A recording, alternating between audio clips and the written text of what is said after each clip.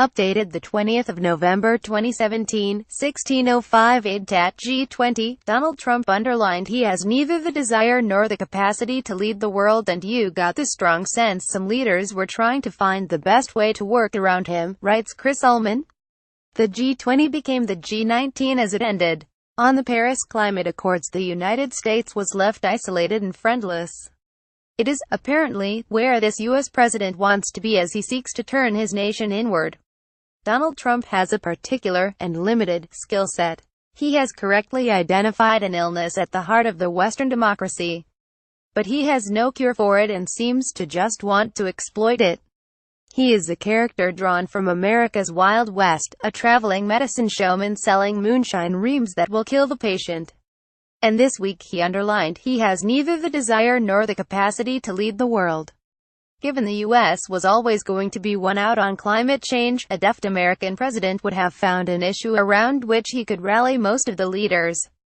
He had the perfect vehicle: North Korea's missile tests.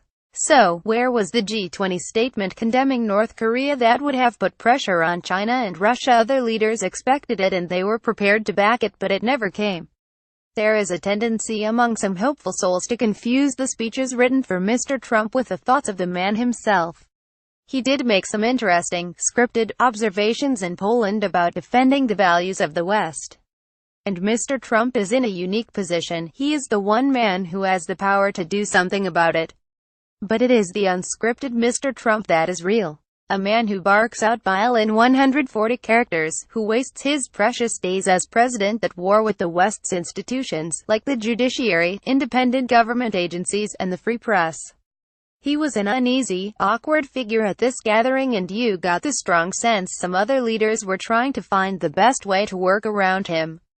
Mr. Trump is a man who craves power because it burnishes his celebrity.